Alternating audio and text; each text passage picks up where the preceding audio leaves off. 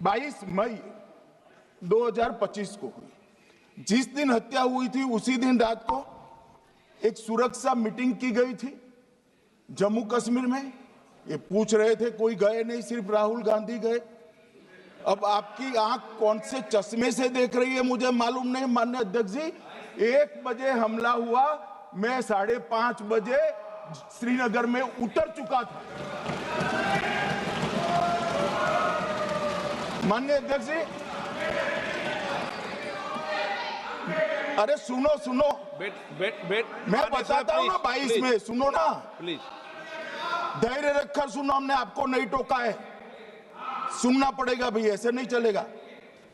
माननीय अध्यक्ष जी, नहीं, पर बैठे बैठे मत बोलिए आप भी। माननीय अध्यक्ष जी, एनआईए ने पहले से ही इनको जिन्होंने आसरा लिया था वो लोगों को गिरफ्तार कर रखा था। उनको खाना पहुंचाने वाले लोगों को अपने कब्जे में रखा था। तो जब आतंकवादियों के शव श्रीनगर आए, इनसे पहचान कराई गई।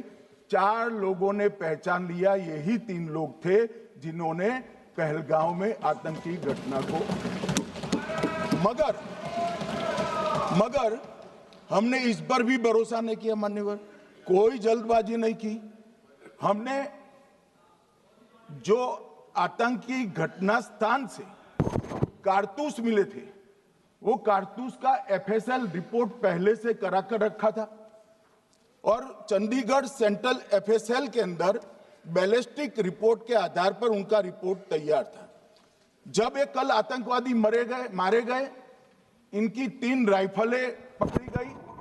एक M9 अमेरिकन राइफल थी और 2 AK-47 राइफल थी। जो कारतूस मिले थे वो भी M9 और AK-47 के भी थे, मगर हमने इससे भी संतोष नहीं माना। ये राइफलों को एक विशिष्ट विमान के द्वारा कल रात को 12 बजे चंडीगढ़ पहुंचा गया और पूरी रात फायरिंग कर इसके भी खाली खोखे जनरेट किए गए। 2 खोखों का मिलान किया गया, राइफल की नाली और निकले हुए खोखों का भी मिलान हो गया। तब ये तय हो गया कि इन्हीं 3 राइफलों से हमारे निर्दोष नागरिक मारे गए। और मान्यवर, आज मैं सदन को बताते हुए बहुत खुश हूं। मोदी जी ने ऑपरेशन सिंदूर कर आतंकवादियों को जिन्होंने आतंकवादियों को भेजा था, उनके आकाओं को जमीन में मिलाने का काम किया था। सेना और सीआरपीएफ ने वो आतंकवादियों को भी समाप्त कर दिया। और मान्यवर,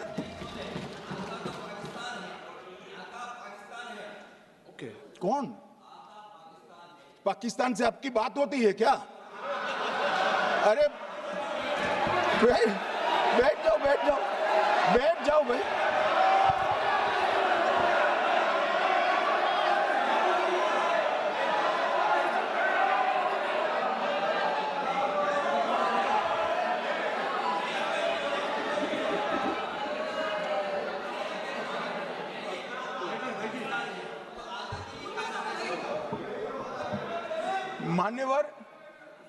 मान्यवर, मैं बताता हूं कैसे इनके आका मारे गए, वो भी नाम के साथ बताता हूं, जगह के साथ बताता हूं, घंटे, मिनट और सेकंड के साथ बताता हूं। मान्यवर, मैं तो अपेक्षा करता था कि जब ये सूचना सुनेंगे पक्ष विपक्ष में खुशी की लहर दौड़ जाएगी, मगर ये स्याही पड़ गई इनके चेहरे। क्या है मान्यवर, किस तरह की पॉलिटिक्स? भाई आतंकवादी मारे गए, आपको इसका भी आनंद नहीं है?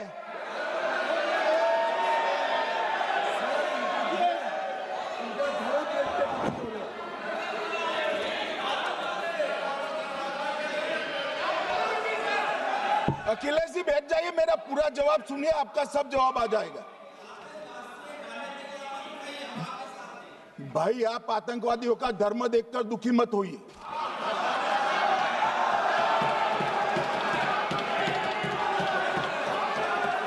अखिलेश बैठ जाइए यार।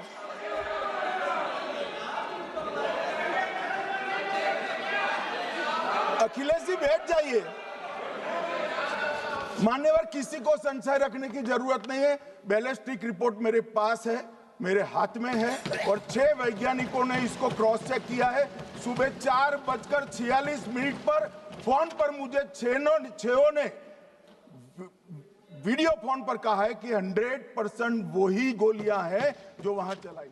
कल पूछते थे कहां से आए, कहां गए, किसकी जिम्मेदारी है।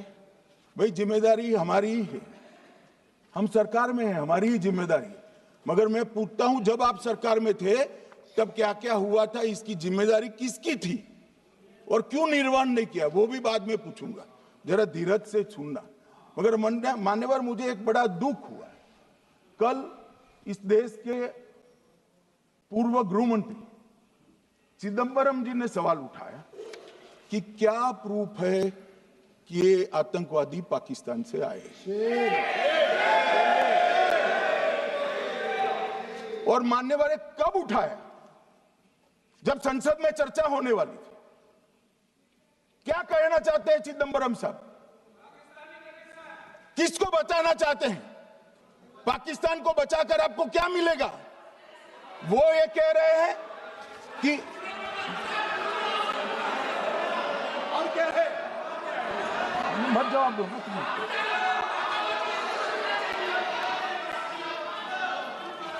मान्यवर, हमारे पास, मैं आज चिदंबरम साहब को कहना चाहता हूं, मैं आज चिदंबरम साहब को आपके माध्यम से कहना चाहता हूं, हमारे पास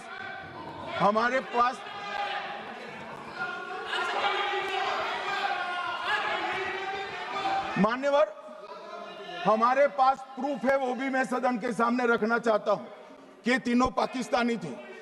3 में से 2 के पाकिस्तान के वोटर नंबर भी आज हमारे पास उपलब्ध है। मान्यवर, ये राइफलें हैं, ये राइफलें भी हमारे पास उपलब्ध है। इनके पास से जो चॉकलेटें मिली हैं, वो चॉकलेटें ढोक में से मिली, वो भी पाकिस्तान की बनाई हुई चॉकलेट है। मान्यवर, ये कहते हैं कि पाकिस्तानी नहीं थे, इसका मतलब पूरी दुनिया के सामने इस देश का एक पूर्व गृह मंत्री पाकिस्तान को क्लीन चिट दे रहा है।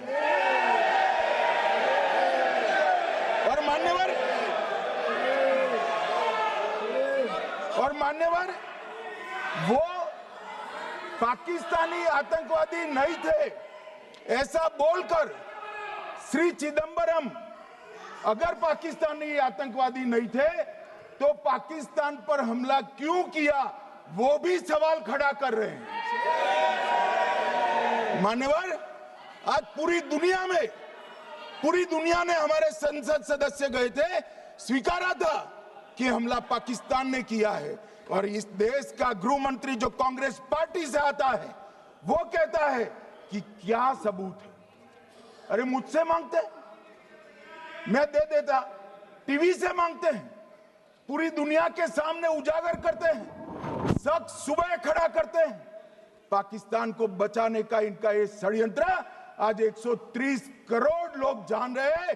बच नहीं पाओगे आप लोग, बच नहीं पाओगे। मान्यवर, मैं आपके माध्यम से कहना चाहता हूं, थोड़ा धैर्य रखे भैया, अभी तो शुरू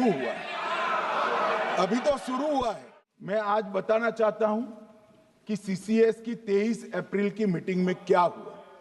सबसे पहला कांग्रेस पार्टी का ब्लंडर था सिंधु जल संधि, इसको स्थगित करने का काम नरेंद्र मोदी जी ने किया। हमने अटारी के माध्यम से एकीकृत जांच चौकी जो चलती थी उसको बंद कर दिया।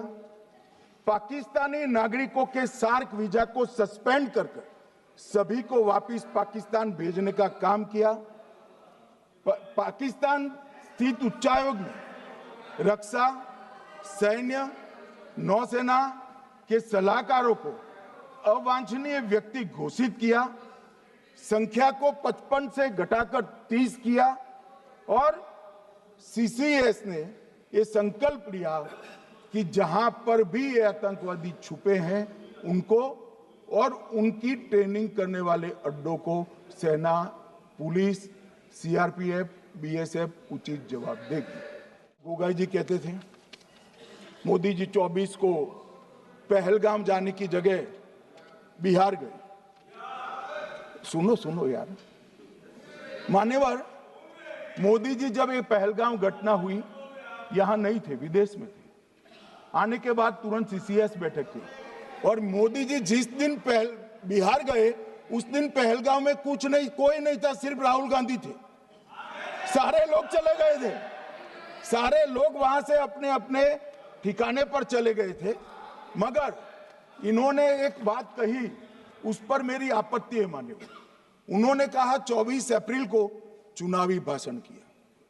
मान्यवर, देश का नेतृत्व करने वाले देश के प्रधानमंत्री की फर्ज होती है कि देश की संप्रभुता पर, देश के नागरिकों पर अगर ऐसा जघन्य हमला होता है तो जनता की भावनाओं के अनुरूप जवाब देना चाहिए। मान्यवर, मैं आज आपकी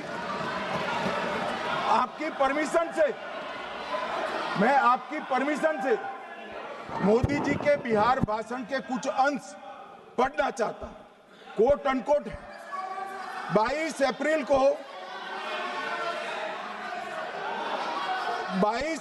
को पहलगाम का यह हमला केवल निहत्थे पर्यटकों पर नहीं बल्कि पूरे भारत की आत्मा पर एक दुस्साहसपूर्ण प्रहार है। आतंकवाद के प्रति दृढ़ और कड़ा रुख, आतंकियों और इसके हमले की साजिश रखने वालों की कल्पना से भी बढ़कर उनको सजा दी जाए। मान्यवर, महत्वपूर्ण है आतंकियों और इसकी साजिश रचने वाले दोनों को, आतंकियों की बची खुची जमीन भी मिट्टी में मिलाने का समय आ गया है। 140 करोड़ भारतीय इस बात के लिए एकजुट है कि आतंक के आकाओं की कमर तोड़ दी जाएगी। भारत हरेक आतंकवादी और उनके समर्थकों की पहचान करेगा, उनका पता लगाएगा और उन्हें दंडित करेगा। आतंकवाद कभी भी भारत की आत्मा नहीं तोड़ पाएगा। न्याय सुनिश्चित करने का मैं हर संभव प्रयास करूंगा। अनकोट। अब इसमें किसी को चुनावी भाषण दिखाई पड़ता है तो उसकी समझ शक्ति पर बहुत सारे सवालिया निशान लग जाते हैं। ये चुनावी भाषण नहीं है, आतंकवाद के खिलाफ लड़ने का 140 करोड़ भारतीयों का प्रतिघोष है जो मोदी जी ने वहां दिया। इनको चुनावी भाषण दिखाई पड़ता है। जैसे चश्मे होते हैं ऐसी ही दृष्टि होती है।